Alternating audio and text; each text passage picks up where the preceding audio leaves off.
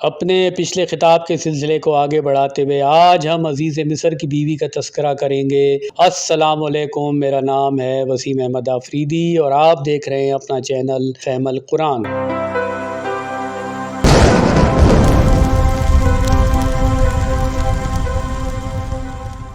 ویسے تو دنیا کے کسی بھی انسان بھلے مرد ہو یا عورت اسے مکمل اچھا یا برا نہیں کہا جا سکتا، کیونکہ ہر انسان اچھائی اور برائی کا مجموعہ ہوتا ہے، لیکن کئی مرتبہ اس کے اندر کی برائی اتنی زیادہ بڑھ چکی ہوتی ہے جس کی وجہ سے اچھائی بہت دور چلی جاتی ہے اور یوں وہ برا کہلایا جانے لگتا ہے۔ آج کی ویڈیو شروع کرنے سے پہلے اپنے پچھلے 4 خطبات کا مختصر خلاصہ دہرا لیتے ہیں تاکہ ایک ریویژن ہو جائے۔ پہلے خطاب میں ہم نے حضرت آدم کی بیوی کا تذکرہ کرتے ہوئے ایک بنیادی فارمولہ سیٹ کیا تھا کہ مرد حسابی انداز سے سسٹم بنانے کا اہل ہے اور خاتون اپنے گہرے ترین مشاہدے کی صلاحیت کے سبب اسی سسٹم کو بہترین طریقے سے مینج کرنے کے قابل ہے اور یوں دونوں کا ساتھ بنتا ہے۔ دوسرے خطاب میں ہم نے نور رسول اللہ کی بیوی کا ذکر کیا کہ مرد چونکہ معاشرہ بناتا ہے اور خاتون اسے مینج کرتی ہے، لہٰذا جس معاشرے کے مرد خبیث ہوں گے تو خواتین بھی دوسروں کے گھروں کو دیکھ کر خبیث ہو جائیں گی اور وہ یہ نہیں دیکھیں گی کہ بھلے ان کا شوہر کتنا ہی پیار کرنے والا اور نیک نیت ہی کیوں نہ ہو۔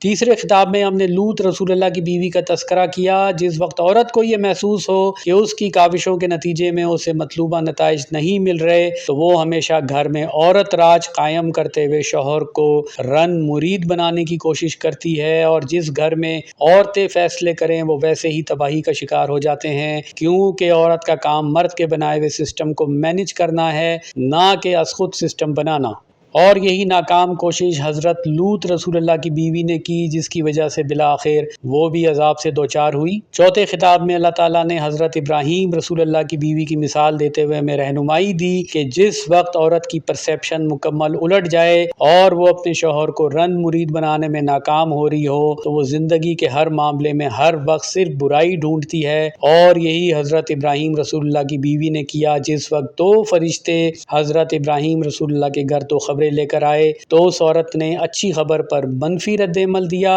اور بری خبر پر مثبت رد عمل دیا۔ اور آج ہم عزیز مصر کی بیوی کا تذکرہ کریں گے۔ جس وقت عورت اپنے شوہر کو رن مرید بنانے اور گھر کا مکمل چارج لینے میں ناکام ہو جاتی ہے تو پھر وہ پوری چالاکی کے ساتھ خاندانی سازشوں کا آغاز کرتی ہے اور اس دوران اپنی مشاہدے کی باریک ترین حس کو استعمال کرتے ہوئے ایسی چالیں چلنا شروع کر دیتی ہے جسے بڑے سے بڑے حکمت والے مرد بھی نہ پکڑ سکیں، یا پھر ان کے لیے یہ کام کرنا بہت مشکل ہو، جس کا ذکر اللہ تعالیٰ نے سورہ یوسف کی آیت نمبر 28 میں اس طرح سے کیا۔ اس طرح کی عورتوں کو وقتی فائدہ تو ہو جاتا ہے، لیکن کچھ عرصے کے بعد ایسی ہی عورتوں کو اپنی بے بسی اور غلط چالوں کا شدت سے احساس ہونا شروع ہو جاتا ہے۔ عزیز مصر کی بیوی اس قدر ہوشیار تھی کہ اسے یہ تک پتا تھا کس وقت کیا حرکت کرنی ہے جس سے مطلوبہ نتائج حاصل ہو جائیں۔ اس عورت کی ایکوریٹ ٹائمنگز کا اندازہ اس بات سے لگائیں کہ جس وقت اس نے شہر بھر کی عورتوں کو جمع کر کے ان کے ہاتھ میں ایک ایک پھل اور چھری دی اور سب کو ایک ہی وقت میں پھل کاٹنے کا کہا،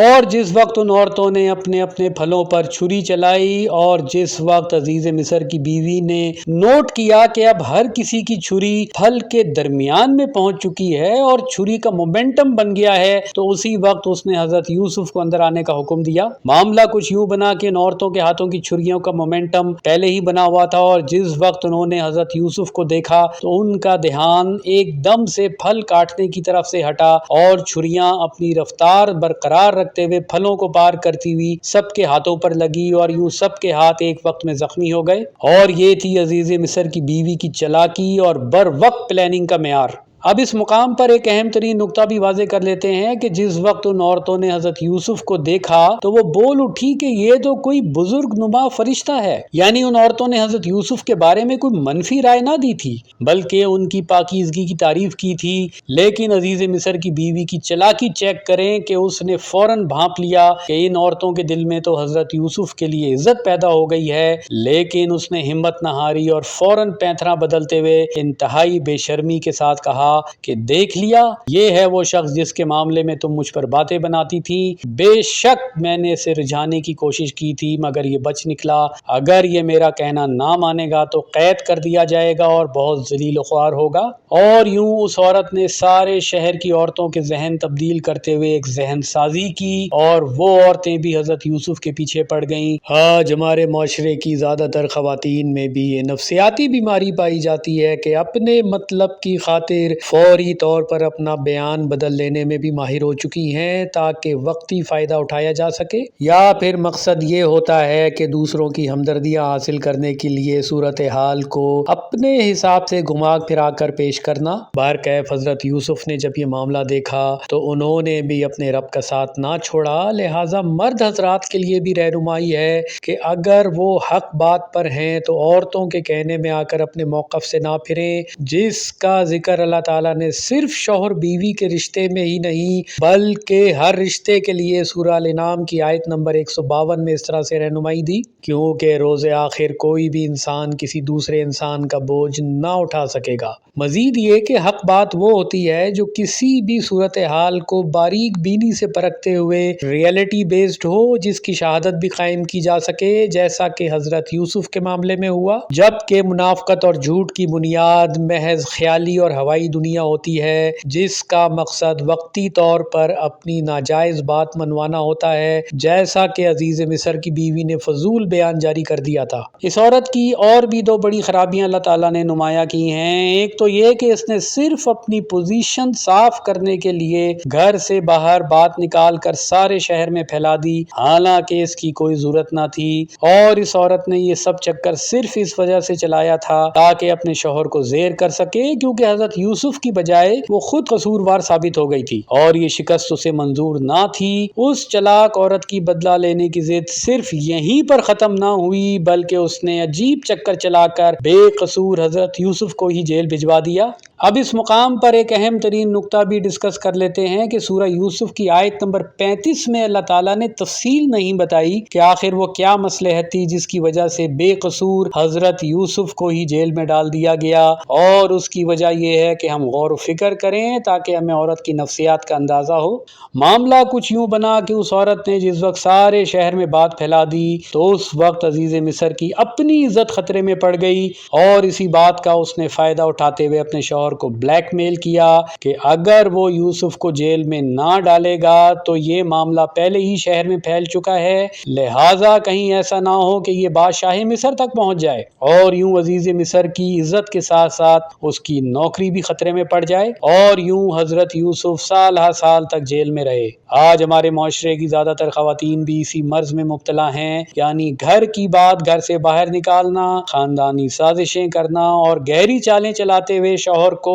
اپنی بات منوانے پر مجبور کر دینا۔ اس طرح کی حرکتیں کرنے سے خواتین وقتی کامیابی تو حاصل کر لیتی ہیں لیکن جلد یا بدیر انہیں اپنی غلطی کا شدت سے احساس ہوتا ہے، لیکن اس وقت تک وقت ہاتھ سے نکل چکا ہوتا ہے اور پچھتاوے کے سوا کچھ نہیں بچتا، جیسا کہ عزیز مصر کی بیوی کے معاملے میں ہوا، یعنی سالہ سال کے بعد بالآخر شہر بھر کی عورتیں اور عزیز مصر کی بیوی بھی شرمندگی یا بحالت مجبوری بول اٹھی کہ حضرت یوسف بالکل سچے تھے۔ لہٰذا آج کی خواتین کے لیے بھی اس بیان میں بہت بڑی رہنمائی ہے کہ کیا ضرورت ہے اس طرح کی غیر ضروری سازشیں کرنے کا، جس کے بعد بھلے کئی سالوں بعد لیکن دکھ، افسوس اور پچھتاوے کے سوا کچھ نہ بچے۔ مزید دکھ اور افسوس کی بات یہ ہے کہ ہمارے بر صغیر پاک و ہند کے ڈرامے اور ٹی وی سیریلز اس کام کو کرنے میں اپنا بدترین کردار ادا کر رہے ہیں۔ خواتین اور بچوں کی مشاہدے کی حس بہت تیز اور باریک بین ہوتی ہے، لہٰذا یہ ہرگز نہ سوچیں کہ خواتین ان ڈراموں کے اثرات نہیں لیتی،